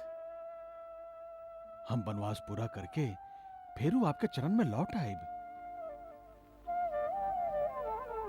माई, 14 बरिस तक पलक झपकत बीत जाए। 14 बरिस तोहरा बिना 14 बरिस। ठीक बा, जा पिताजी के वचन पूरा कर, माई के आज्ञा का पालन कर। सब कर धर्म, सब कर वचन, सब कर कर्तव्य पूरा हो जाए। बाकी बाकी एकर बीच पिसा जाए है अकेल कौशल्या।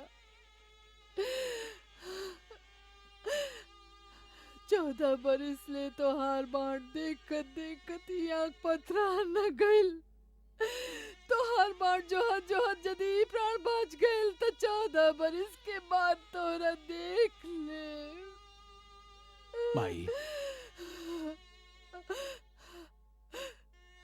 तू तो बन जाए का व्रत लेके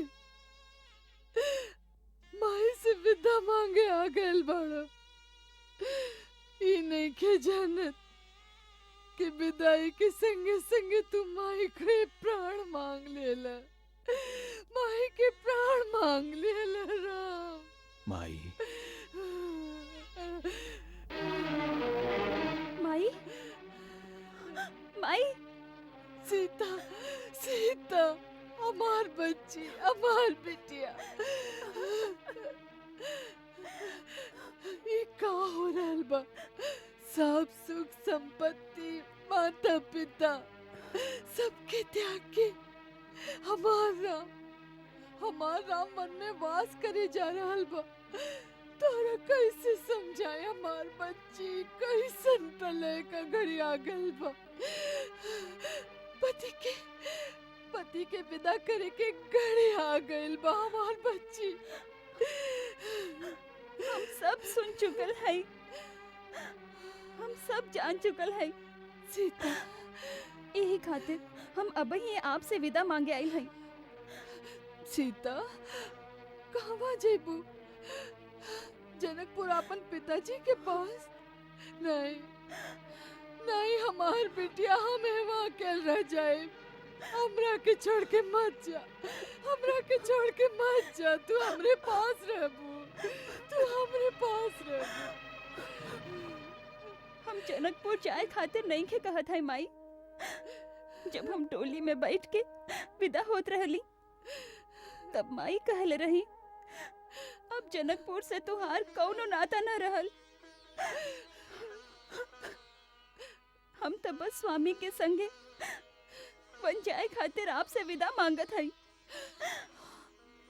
वन? तू वन जाइबो? हाँ, जहाँ यहाँ के जाई है। सीते, ई तू का कहल बाड़ू? वन में संगे जाए के अरज जानत हो?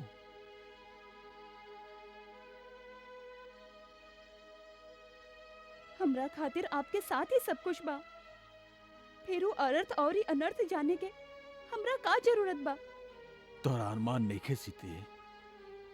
मुलायम मखमल के नीचे जे पैर नीचे रखले वो दुर्गम जंगल के कंकड़ पत्थर से भरल रास्ता पर कैसे चल सकी?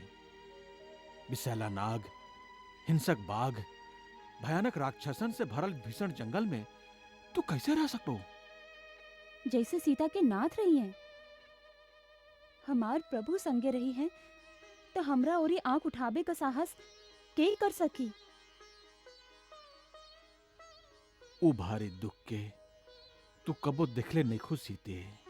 दुख आपके चरणन का सेवा से दूर रहला से बड़ और कौनो दुख हमरा खातिर नहीं खेनान।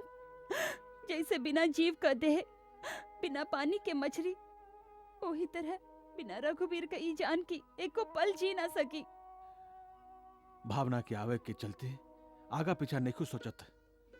उ जीवन बहुत दुखदाई हा, बाद में पछताए के पड़ी। दुखदाई तो आपके वियोग है प्रभु। हमरा खातिर तो सुख और ही दुख का अर्थ बस इतने बा। जहाँ आप हैं वहाँ हमरे खातिर सुखे सुख बा, और जहाँ आप नहीं की वहाँ स्वर्ग भी हमरा खातिर नरकों से अधिक दुखदाई बा। नाथ, जीवन भर साथ रखे खातिर वचनबद्ध होके का आपके अकेल वन में गई अधर्म न कहलाई?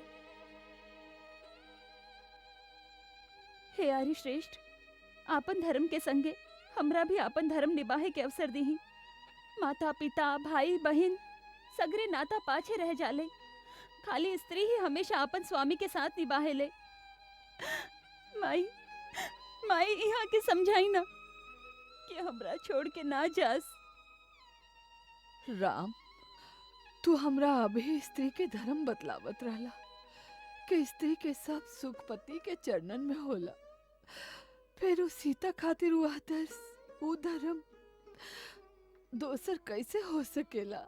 माई, वनवास स्त्रीन खातिर नइखे। नाथ, यदि आप हमरा के संगे ले जाए नहीं की चाहत तो आपके एक दिन खातिर रुके के पड़ी। काहे? हमार चिता के आग के देई। सीते, हमरा खातिर आपके साथ ही सब कुछ बा। फिर अनर्थ और ही अनर्थ जाने के हमरा का जरूरत बा? तोरा अनुमान नइखे सीते। मुलायम मखमल के नीचे जे पैर नीचे रखले वो दुर्गम जंगल के कंकड़ पत्थर से भरल रास्ता पर कैसे चल सकी? विषैला नाग, हिंसक बाघ, भयानक राक्षसन से भरल भीषण जंगल में तू कैसे रह सकतो? जैसे सीता के नाथ रही हैं, हमार प्रभु संगे रही हैं, तो हमरा ओरी आंख उठाबे का साहस के कर सकी? उ भारी दुख के तू कबो देखले नइखो सीते। दुख आपके चरणन का सेवा से दूर रहला से बड़ और कौनो दुख हमरा खातिर नहीं खेनान। जैसे बिना जीव का देह, बिना पानी के मछली, वही तरह बिना रघुवीर का ई जान की एको पल जी ना सकी। भावना के आवे के चलते आगा पीछा नइखो सोचत। उ जीवन बहुत दुखदाई हा, बाद में पछताए के पड़ी। दुखदाई तो आपके वियोग है प्रभु। हमरा खातिर तो सुख और ही दुख का अर्थ बस इतने बा। जहाँ आप हैं वहाँ हमरे खातिर सुखे सुख बा, और जहाँ आप नहीं की वहाँ स्वर्ग भी हमरा खातिर नरकों से अधिका दुखदाई बा। नाथ, जीवन भर साथ रखे खातिर वचनबद्ध होके का आपके अकेल वन में गई अधर्म न कहलाई। हे आर्य श्रेष्ठ, आपन धर्म के संगे हमरा भी आपन धर्म निभाए के अवसर दी। माता पिता भाई बहन सगरे नाता पाछे रह जाले, खाली स्त्री ही हमेशा अपन स्वामी के साथ निभाए ले। माई माई यहाँ के समझाई ना कि हमरा छोड़ के ना जास। राम, तू हमरा अभी स्त्री के धर्म बतलावत रहला कि स्त्री के सब सुख पति के चरणन में होला, फिर उस सीता खातिर वो आदर्श वो धर्म दोसर कैसे हो सकेला?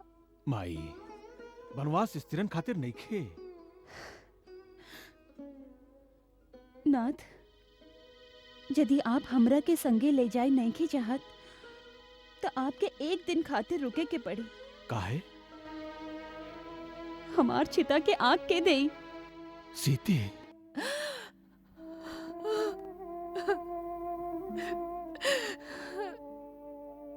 ई ठीक कहत है राम।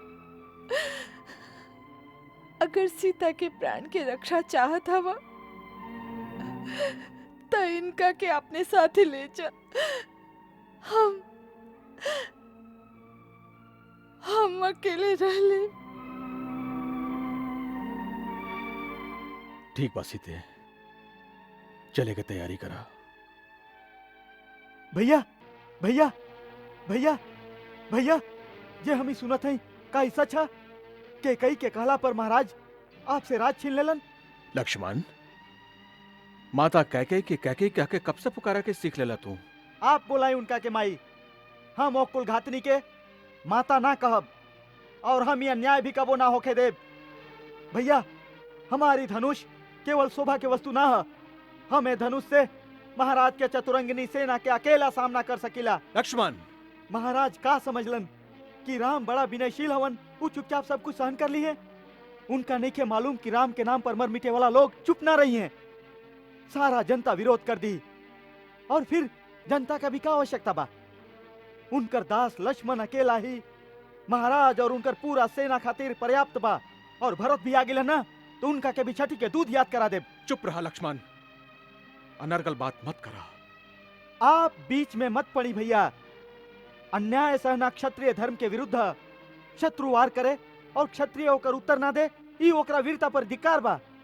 ये राज सिंहासन प्रजा में घोषणा करके आपके दिहल जा चुकल बा। ओह राज सिंहासन पर बैठे के अधिकारी केहू ना हो सकेला, स्वयं महाराज भी ना। भैया, आपके लक्ष्मण यदि मर ना गईल तो वो सिंहासन पर महारानी सीता के साथ आप विराजमान हो खब।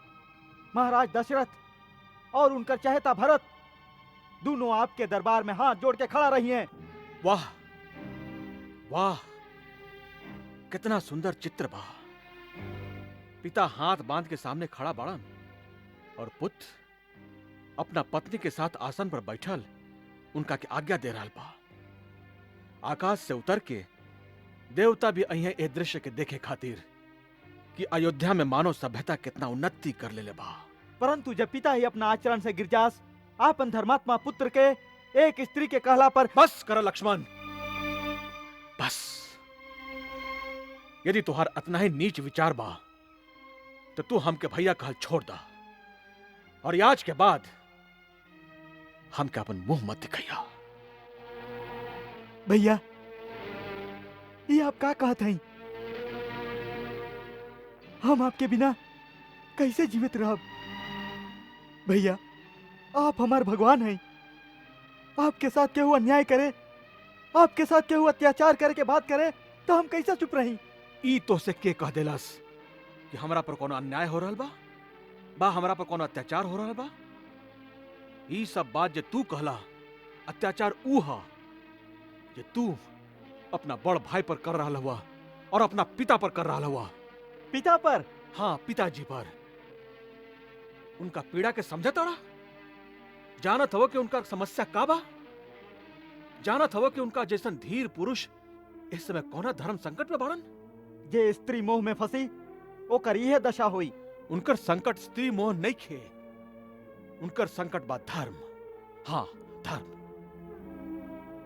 आज एक सत्यवादी राजा के धर्म एक पिता के धर्म से टकरा रहल बा। उस सत्य के पालन करस या पिता के धर्म के निभावस, यह समस्या उनका दुख के कारण बा।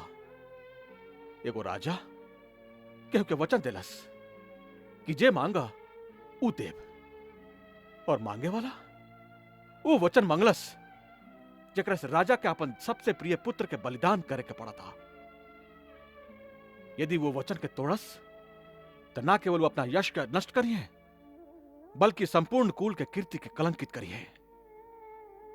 और यदि वो अपना वचन के रखस तो ऊ पुत्र जेकरा बिना वो जीवित ना रह सकस, ओकरा के वन के कांटा कंकड़ में धकेल देस 14 बरस खातिर।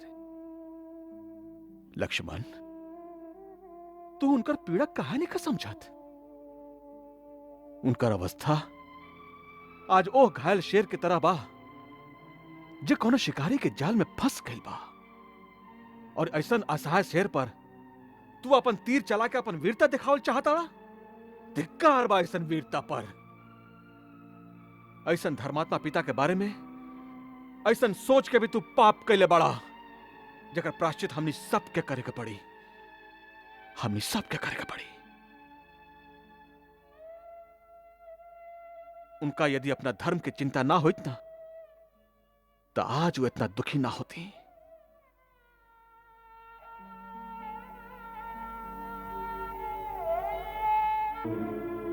आज जब हम उनका के इतना असहाय अवस्था में देख ली, तो हम के अपना ऊपर ग्लानि हो गई कि हमरा कारण हमार वीर, महान और धर्मात्मा पिता इतना दुखी बाड़न।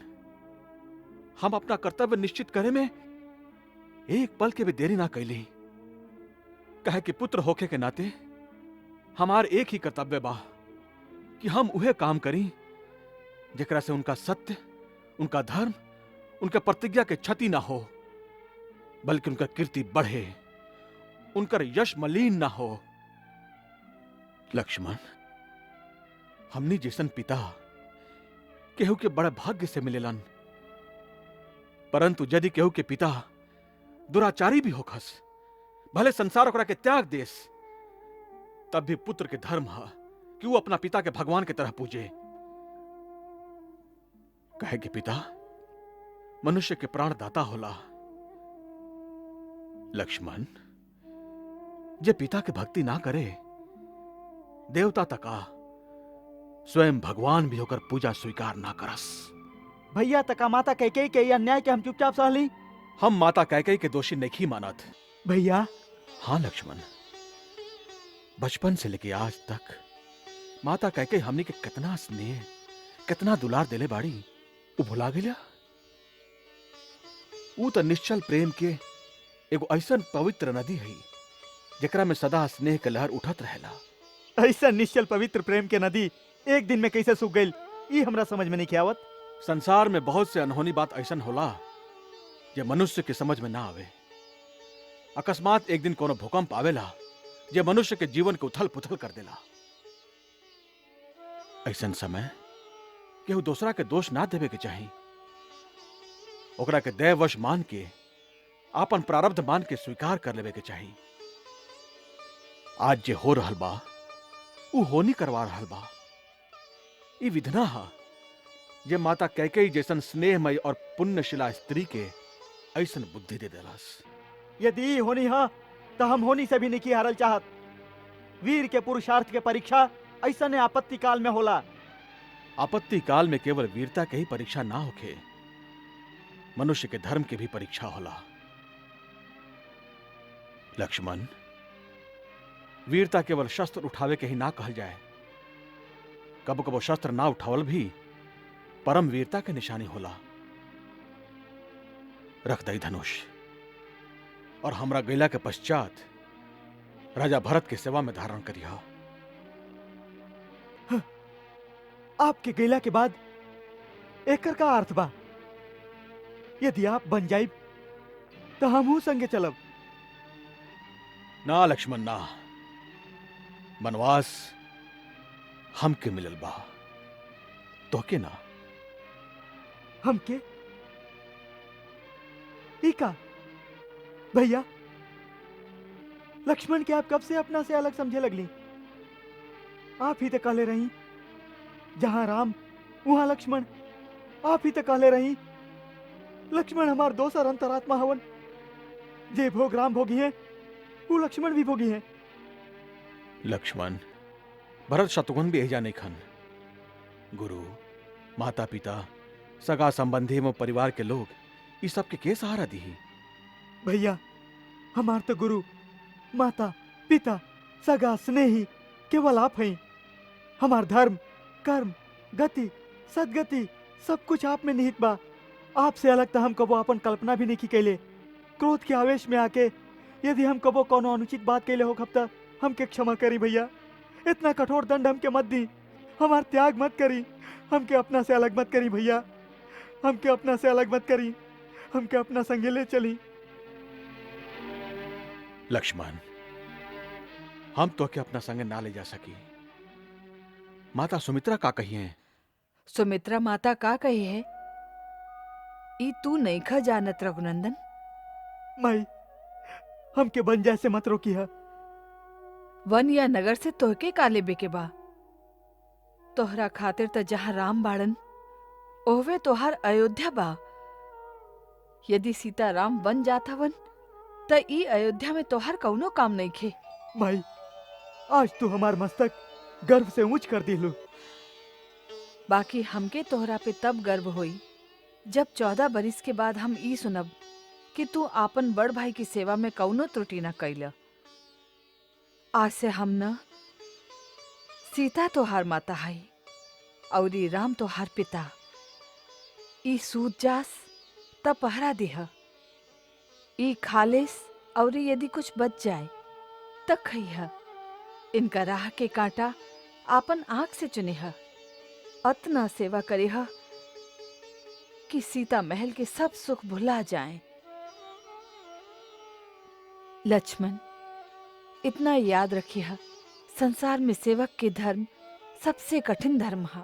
धन्य हो सुमित्रा, तू धन्य हो। धन्य बात हो हर को अपना दोनों लाल के बड़ भैयन की सेवा में समर्पित कर देलू। तो हर अनुपम त्याग, अनूठा धैर्य देख के हमार दुर्बल मन के सहारा मिल गई। ना दीदी ना, महान तो आप हैं, आप ही से तो हम सिखले हैं। राम बेटा, हम लक्ष्मण के तो के सौंपत हैं।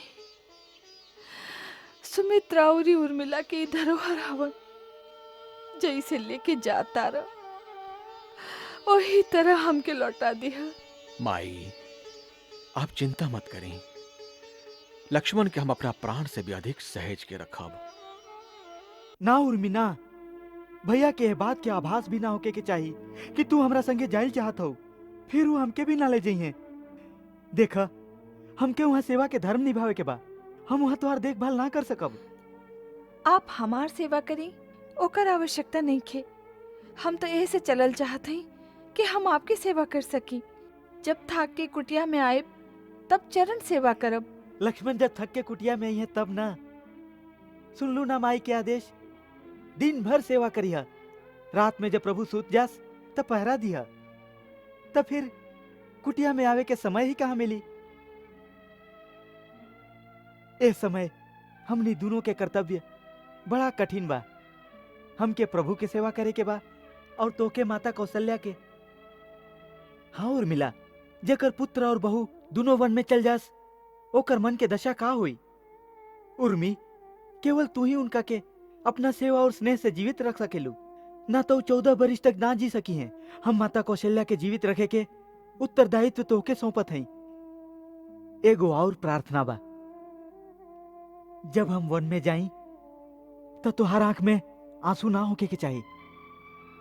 हाँ, हम जात समय ओ छवि के अपन हृदय में अंकित करके ले जाए चाहते हैं, ये 14 बरिस तक हमके प्रेरणा देते रहे और देखल चाहते हैं एगो वीर, कर्तव्य परायण उर्मिला के मुस्कुरात चेहरा। बड़ा कठिन काम बता देली आप।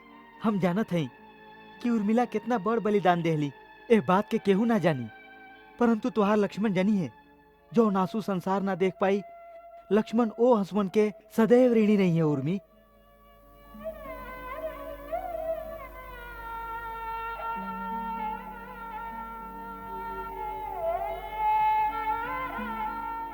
का भैया इस सांच बाकी राम के राज तिलक ना होई?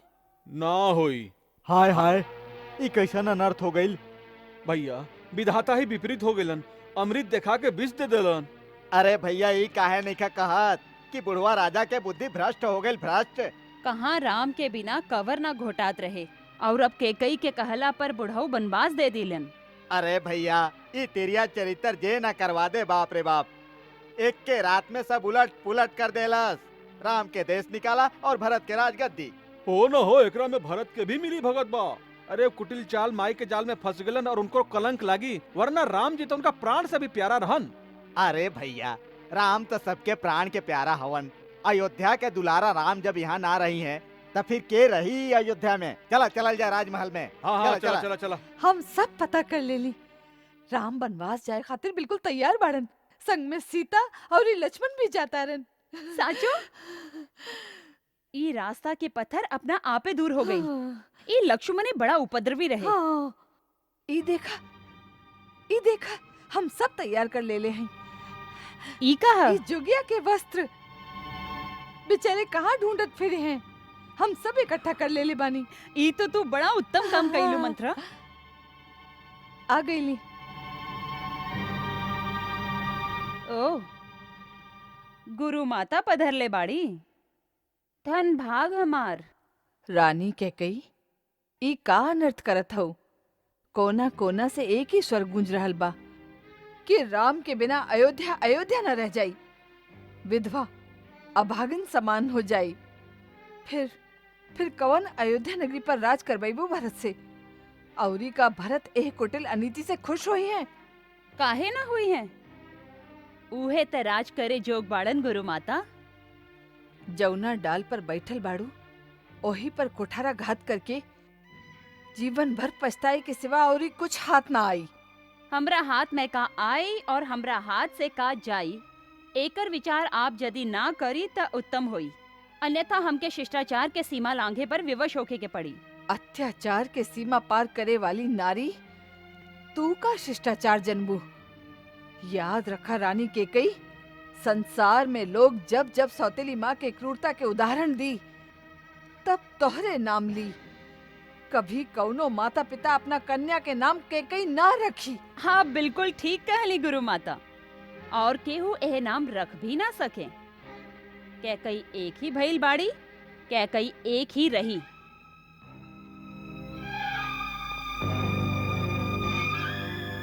मंगल भवन अमंगल हारी, प्रभु सुदशरथ अजिर बिहारी।